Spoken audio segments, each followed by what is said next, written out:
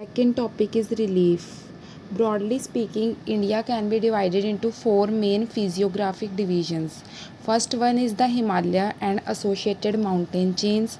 Second is the northern plains. Third is the peninsular plateau, and fourth the coastal plains. The Himalayas stretch along the northern rim of India from Nanga Parbat in the west to Namcha Barwa in the east for a length of 2,414 kilometers. Their width varies from 240 to 400 kilometers. Further Himalayas को 3 longitudinal ranges में भी divide किया गया है. First one is Shivalik range, second one is the lesser Himalayas. Lesser Himalayas और Shivalik ranges के बीच में बहुत सारी लॉन्गिट्यूडनल वैलीज़ हैं जिन्हें कि दून्स कहा जाता है. Third is the greater Himalayas.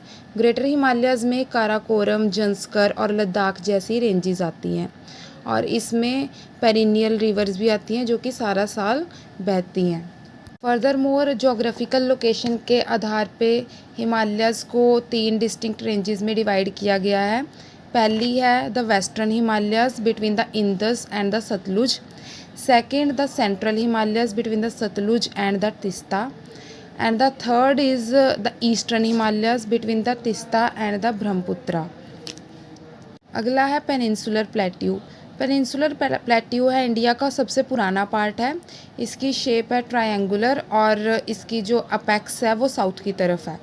Broadly speaking जो पेनिनसुला को हम 4 सब रीजन्स में डिवाइड कर सकते हैं.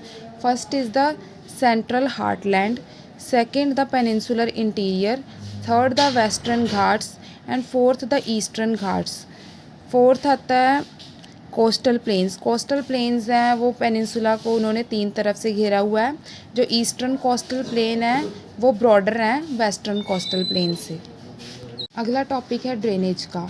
ओरिजिन के बेसिस पे इंडिया में 2 ग्रेट रिवर सिस्टम्स हैं. पहला है हिमालयन रिवर्स जिसमें कि 3 मेन सिस्टम्स आते हैं, the Indus, the Gangas and the Brahmaputra. दूसरा है द पेनिनसुलर रिवर्स जिसमें कि महानदी, गोदावरी, कृष्णा, कावेरी, साबरमती, ताप्ती, नर्मदा ये सब रिवर्स आती हैं.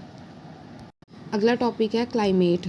इंडिया का जो एवरेज टेम्परेचर है सारा साल 20 डिग्री से ऊपर रहता है और इंडिया के क्लाइमेट को हम as a monsoon type describe कर सकते हैं.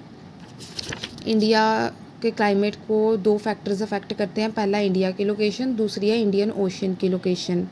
इन क्लाइमेटिक कंडीशंस के अकॉर्डिंग इंडिया में 3 मेन सीजन्स होते हैं. पहला है विंटर सीज़न, इसमें टेम्परेचर 1 डिग्री सेल्सियस रहता है. दूसरा हॉट ड्राई सीज़न जिसमें कि 32 डिग्री सेल्सियस के आसपास टेम्परेचर रहता है एवरेज. और तीसरा है द हॉट वेट सीज़न जिसमें कि 80% रेनफॉल होती है.